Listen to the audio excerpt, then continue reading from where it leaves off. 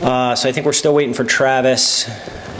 So John, Mike, and Travis are our panelists. John, you want to give a brief overview? Certainly. I'm John Stewart. I'm editor of Digital Transactions Magazine. We cover the electronic payments business in North America, and have been doing this for about 12 years. And if you don't read it or subscribe, I invite you to do so. We've obviously enough been spending a good deal of our time on mobile payments these days. Andy, thanks. Marla, thank you for inviting me up here.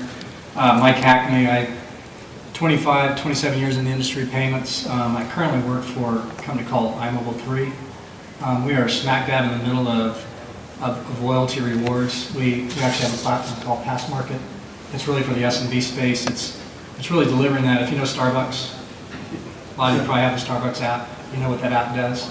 Well, essentially our platform does that, and so it's really bringing that experience, that branded experience to the SMB space for those that don't have the millions of dollars to spend on building their loyalty rewards solution. We can help them do it through our platform. Good afternoon. My name is Travis Delaney. I run a company called Lockhart Payments. We're a real-time payments processor, basically. We're a little different than your standard payments organization. We're really an account-to-account type of replacement for checks and ACH and things of that nature. But loyalty and payments to me has been a kind of a item to me, and I think that we've not moved far enough. And I think just now we're starting to see the integrations that will be helpful for the user. So I look forward to this panel. I've been in the business for 25 years, and looking forward to having a nice interaction. Sure. So loyalty is one of the fastest growing retail trends in the market right now. There's obviously been well-established loyalty programs. We're all familiar with them, the Marriotts and the airline miles and so forth. But one of the trends and one of the realizations that retail has had in this space is that those programs are generally one-dimensional. They essentially treat all of their customers the exact same way. If it's a points program, everybody's getting points for the dollars that they're spending. There's really no differentiation in behavior or any driving of changing behavior. Same thing with frequency programs. And just to give you an idea, the focus loyalty has in the retail world, 84% of retailers say that loyalty is the best way for them to grow their business, yet 34% of them actually have any kind of loyalty program whatsoever. And then another statistic, before we get into questions, that's relevant to the conversation is that those one-dimensional programs, airline mile type programs, basic point-like programs, statistically, companies that employ those as their sole means for retention actually grow 11% slower than their competition that has no loyalty program whatsoever. An indication or an example of that is the Starbucks, the original Starbucks app, which essentially just gave me my 16th cup of coffee for free. A better methodology to drive behavior and enhance the overall experience is when I come in for that 16th cup of coffee that I was already going to buy, give me a Danish instead. In doing so, you'll differentiate my behavior because now the next time I come in, I'm going to get a cup of coffee and a Danish. You've just got more share of my wallet. You've just increased my average spend, and you've introduced me to new product lines that you guys sell. So those are just quick examples and some quick data points that'll just kind of level set a little bit of the conversation here. So the first question I had for the panelists is, why do you think more and more retailers and brands are investing in loyalty programs today? Okay, I'll start. I guess everybody's looking my way, so I'll Yeah. Sorry, Travis, take it away. I don't know that I need that, Mike. Can everybody hear me okay? Why are retailers taking advantage of it more, or are they not? No, why are they? Well, I think that in this competitive market, and every market's a little different, especially in the U.S., we're in a mature market where a lot of retailers are fighting for space. They're fighting for attention. So loyalty is a differentiator that allows them to grab that attention of their user. To your point earlier, though, what I see is there's an integration that's happened, not only a technical perspective that Google even pointed out to how to marry that payment with that loyalty, But there's a marriage of, and I think this is to some of our point later, is that the emotional or the vertical market that they work within. I have a different spend pattern than you might, and you have a different spend pattern than he does. We all are becoming more and more personalized, right? So I think that the more retail realizes that their customers are very unique in their own patterns, that they need to tailor to that. Just like mobile phones are an extension of who we are today. If you look at everybody's apps on their phone, it is based on their personality, what they do, what they like, and things of that nature. So retailers, I think, are better cluing in on who their customer bases are, and they're looking for loyalty to not only identify that, but also give them better ways to attract, retain, and open up their market shares. I'll take a shot at it as Yeah, well. please. My company, we deal, a lot of our work is through partners that are really tied into the SMB space. And I think because of mobility and just the access to information, what used to be just your corner of the market, if you will, where you had your little yogurt shop, there's so much information out there that literally you have more competition because it's just more widely known. And there's a lot of people out there that are taking advantage of that through mobile and different means. So to me, there's a real fight. There's a real fight to retain those loyal customers, to gain new ones. So you've got to do something. If you're these small guys that, again, we're just used to having just their corner of the market, it can erode from them if they're not engaging in some sort of loyalty. Also, the other thing is I find is that actually, like in our business, the cost of entry is so much lower now. You know, with technology, everybody's got a smartphone, right? 2/3 of our society, Americans, have smartphones, so it's a very inexpensive way to reach your client base. And companies like ourselves really offer that capability. Yeah, just want to echo something that Mike just said, and that is the near ubiquity of smartphones. The previous speaker, Mr. Connors from Google, made a very interesting point about the smart tag technology that was acquired from SoftCard, which allows the payment transaction and the loyalty transaction really to be fused in a very intimate way, much more so, I think, than had been the case when payments were done by physical means, plastic cards and checks and that sort of thing. The mobile technology allows that much more intimate connection between loyalty and payment, and I think helps to convince merchants in a way that hasn't been possible before to enable loyalty. So talk about today's modern retailer, whether it's an SMB that's investing in its growth or more established, well-heeled brands. What impact do you see technology in-store, online, social, mobile, all of these different touch points, all these buying channels that are now much more available to the consumer and to the retailer? How are those impacting customer loyalty and ultimately the strategies behind them? Well, I mean, there's a lot of technologies that are available today that help us do a couple things. And I think, Sean, you had mentioned once that loyalty is about behavioral change and to affect some type of change. And so the technologies that are there today and that are evolving, there's more companies every day that are in the space that are maybe not necessarily loyalty, but enhance the capability of loyalty. The first one comes to mind and everybody's probably well aware of is the beacons. Right? What exactly does the beacon do for you? Does it identify the VIP customer that walks in, or does it give you a capability to give away something cheaper that they would have bought anyway through a coupon when they walk past it? Or is it a closing tool? And when they picked it up and are looking at it, it's like if you buy it today, you get 10% off. And I think the answer is how you use it, and it goes back to that understanding the market aspect. We've talked about in the first question you mentioned, and Mike made me think about something. The rule of business is first, customer acquisition is the largest cost.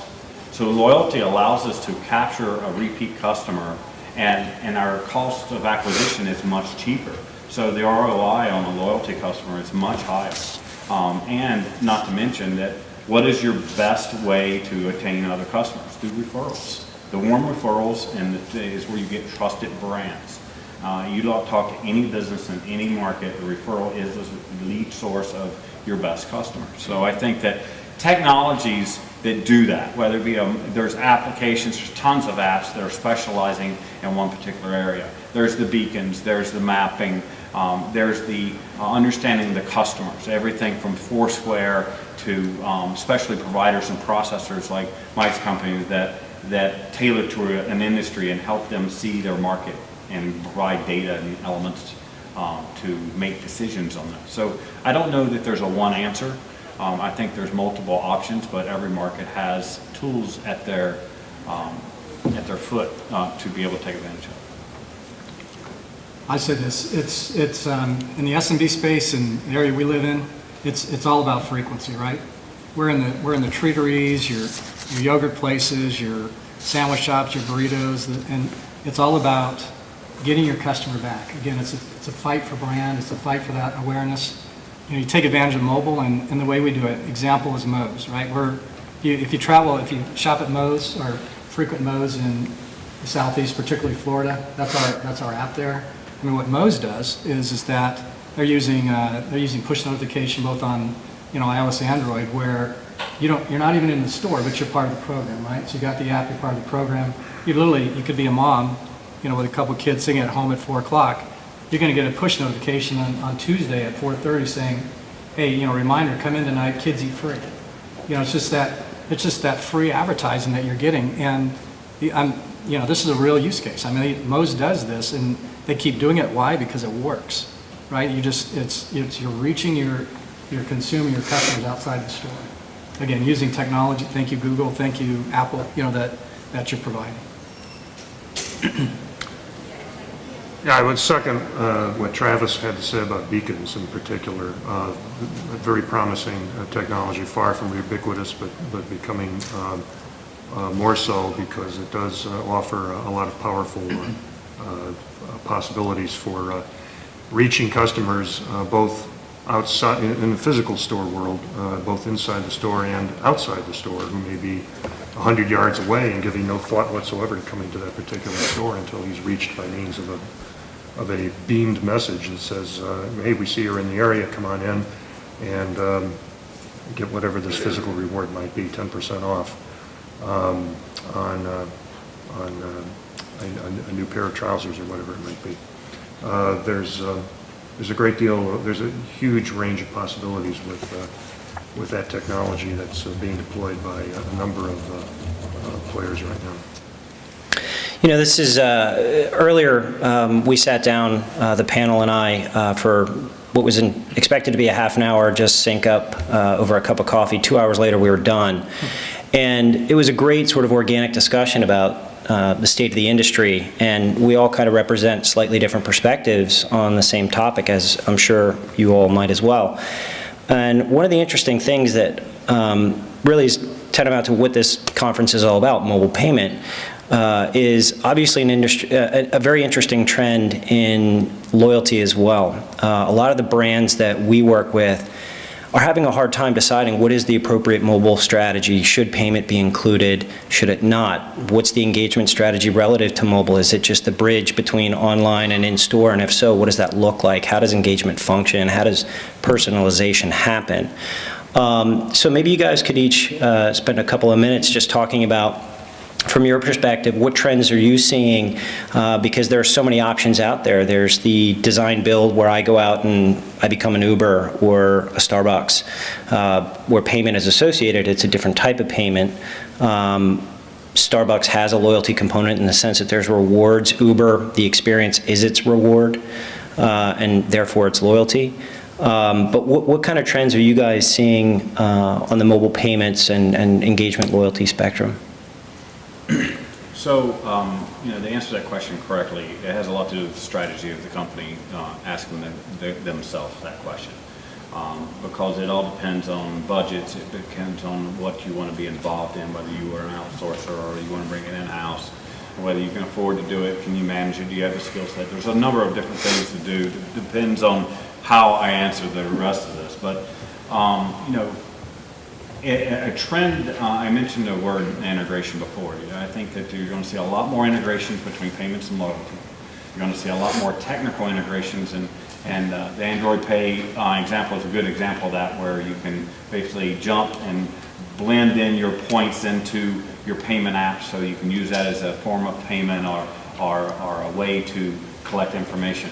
I'm a big advocate of not using the word wallet. I can't stand the word wallet because to me it's more of a function. It's not a product. It's a thing that happens. It's an account it's an account where digital assets can be converged on, and that digital asset can be many things. It can be a currency. It can be a loyalty point. It can be a reward. It could be a Bitcoin. It can be whatever it is. It's some form of value stored, and it can be utilized for forms of payment, or in the old days you would call it bartering, because you're exchanging, right? And all regulatory requirements aside, because there's a lot of flux within that that has to be taken in consideration. But the integration of technology is a big move there, and then ultimately I think the change and this integration of the payments features and functions is integrating within the business. The payment should be an afterthought, because the acquisition of a product or a service is the emotional connection you have in what you're doing.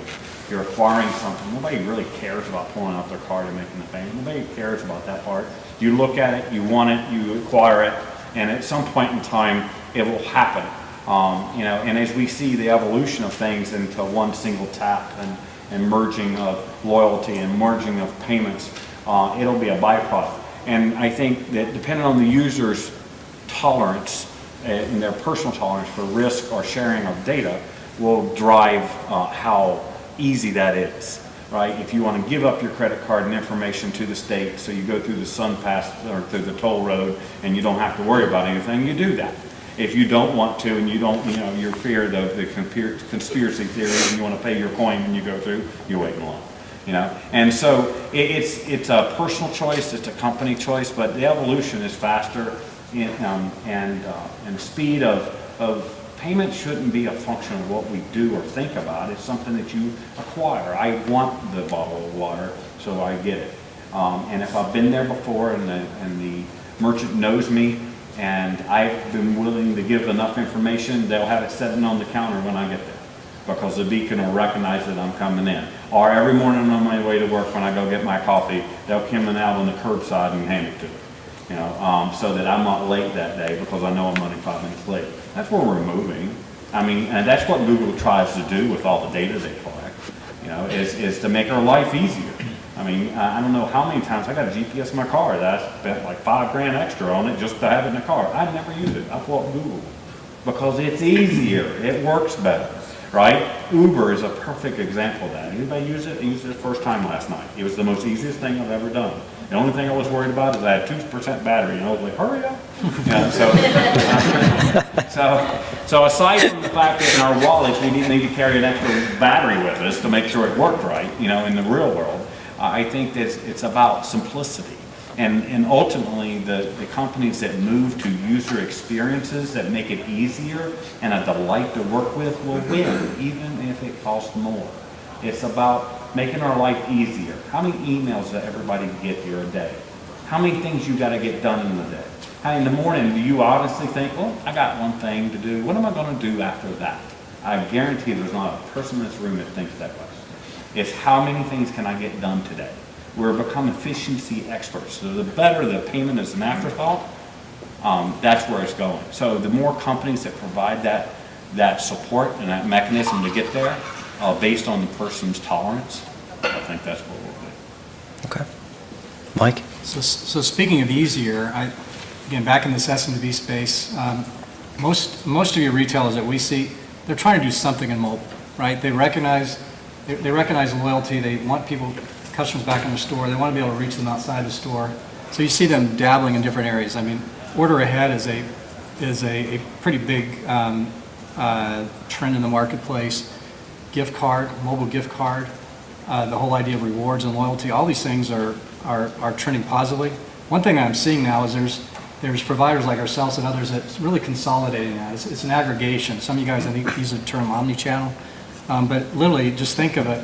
an application that, one place that your consumers can go to that they can order ahead, they can find your store, they can buy a gift card and gift it to a friend, they can see the rewards. It sounds like Starbucks again, doesn't it? But that's what's happening, and I see that as a trend. And then when you talk about payment is just a part of that, right? When you're buying a gift card for a friend or you're ordering ahead, excuse me, Google, but you're going to use Apple Pay, for example, or you're going to put your credit card in. It's just an afterthought, but it's all it's consolidated. But definitely, I see when you talk about trends, I see that. Okay. John? Yeah, to the question about the extent to which merchants are recognizing a connection or a link between loyalty and payments, I think probably the best example of that available now is MCX, the MCX Consortium, which consists of about 62, I think, last time I counted, major merchants, a lot of them big box stores and the like, that have come together to create sorry, Travis, a wallet, I guess they want to call it, called Currency, and it's sort of the proprietary card on steroids. It's supposedly going to be shared out among these 60-some merchants as their effort or their entry in the mobile payments game. But it'll be all about loyalty and proprietary cards and the like, even though the ostensible reason for its existence is many of these same merchants were leading the fight against what they regard as excessive acceptance costs for the major brand cards, and that is part of the motivation, but don't kid yourself, a good deal of it also has to do with the way that their store brand loyalty can be linked to proprietary payment on a cross merchant scale. We've got about 5 or 10 minutes left before I go on with some other questions. Are there any questions from the audience? Anybody have any specific? No? Okay. So, Travis, you actually brought up an interesting point that we're becoming time management experts or efficiency experts. And I think that's actually a really valid statement because we are all pretty heavily tasked day in, day out. And there is kind of a growing trend in loyalty from the perspective that I get away from using discounts as a means of rewarding or driving behavior. We've all seen what happens when you rely on discounts, JCPenney's, Sears. But as you look at the landscape in general and you think about what is loyalty, is it a function? Am I gaming a system? Am I racking up air miles so that I don't have to pay for vacation? Or is it an emotional component? You know, like the North Face, I happen to be an outdoorsy person, so I'll pay a premium to wear that brand over a different brand that has an equally, if not superior product, just because I love the brand. So there's two ways to look at loyalty. One is emotional and irrational. The other is very rational and very functional. As you look at the world through that lens, and trying to decide, now putting your consumer hat on, what's a better driver for you to enhance or to increase your loyalty to someone you use already? Is it a better experience, or is it a cost savings, or what's kind of your driver as just Travis the consumer or Mike the consumer, et cetera? Okay. First, as before that, I'll only preface it to say, as a merchant, you need to know their market, because that's the leading aspect of this question is knowing your market helps you know how to approach that. Because depending on who you are, depending on what, we had a brief discussion and we talked about how we looked at points, and it was kind of interesting. I actually got a compliment from Mike, figured that, I said, wow, you're pretty efficient at that. Because, I actually look at points, and I'll take my Amex points, and I would look at the exchange rate, and I'm like, I'm not going to buy it on Amazon and get only $180. I'll go exchange it at the gift card at Home Depot and get $500 worth of it. So I'm very analytical, and I want to get the most out of my money, right? And if you look at these shows on Discovery that talk about the coupon clippers and the people that go, it's the same concept. The bottom line is all you're doing is trying to get the best of what you're giving. I also don't like to get the wool pulled over my eyes, so I look at it a little differently. But I think it has a lot to do with knowing who you are. And so sometimes it's an emotional discussion, but depending on who you are, if it's a male or female, it could have a different ramification of your product. That was very insightful, some of the information that you shared related to Burberry, I think it was, or Dooney and Burke. Dooney and Burke. Yeah. So it was, I think, at least from Travis's perspective, I'm an analytical viewer. I look at it and I see what I'm going to get out of it. My American airline miles, I know I can travel all over the world and back a couple times and not have to pay for a flight ever. But I think that if the service isn't there, it deteriorates it. And I'm going to use an example with American. I have well over 1.5 million miles in America. I traveled over 130,000 miles a year for 5 consistent years domestically to rack those miles up. But at this point, after the service I get, because of the merger with US Air, I steer clear of American for the most part because I can't even get where I'm going half the time if the flight is not canceled. So, I think that loyalty has an element of elevating a service and a brand loyalty, but it is not in replacement of the service in itself. But me personally, I'm a calculator. I'm looking at where I'm going to get the best bang of my buck. I do have an emotional component a little bit because, like in a Starbucks scenario, I will walk a half mile before I go to the Dunkin' Donuts across the street. It's just because I like the coffee, and that's what I want. So I think there's an emotional aspect, and then there's a financial analytical look at it, at least from my viewpoint. But that's who I am. I'm a male, very calculated, I was once told nothing comes out of your mouth but it hadn't thought about and calculated.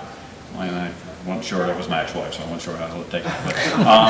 But, so anyway, that's me, right? But I think what that means is that, and during our little 2-hour discussion we had, is that we learned a little bit about each other, but we also realized that it's about the market. It depends on who you are. Sean had a comment about the ladies that buy the purses, and so they didn't give away discounts and stuff. But those are people that, Louis Vuitton. I've bought a couple purses for $500, $800. That's, to me, that's asinine. But whatever floats your boat, right? So again, it's about the market, I think. You want me to go? Yeah, please, Mike.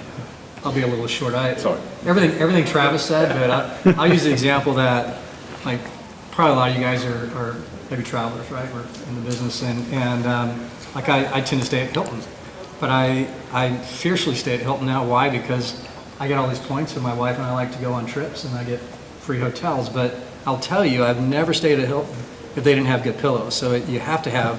The whole point is for me, it always starts with something quality, something you like. Whether it's the Bob's Hamburgers and you really like his hamburger, you're not going to be a loyal customer unless you really like their products. I mean, there's got to be that emotional element to that before. But I love Hilton pillows, so we're all good. So I always just go Hilton.com wherever I travel. John? Yeah, I think a good example of the point you were making about the questionable value of discounts as a reward is the point that Travis made a while ago about Uber. I think probably in most cases, there may be exceptions, the ride in an Uber car will be more expensive than maybe the equivalent taxi ride would have been, especially if surge pricing is going on. But yet people do it, and they do it repeatedly, and they rave about it. So it can't be that a discount is necessary. In fact, this is the opposite of a discount. It's more expensive. It must be the customer experience. What people rave about when I talk to them about it is exactly what Travis is saying. It's so extremely, unbelievably easy. You get in the car, it's as if a friend drove you somewhere. You get in the car and then you get out and you don't have to worry about settling up with the driver, which is often the most frustrating part of the taxi ride, at least for me. So I think that is in some ways a concrete example of how the customer experience probably trumps everything else in terms of loyalty. Well, in essence, it does make that payment irrelevant. It's an afterthought. That's right. Yeah. That is one company that is integrated fully. It's about the service. It's nothing but pay. They don't even show you what you spent. Well, after you get out and you're walking away. Yeah. So if there are no other questions, I think we're a little bit over our time. Any questions before we, no?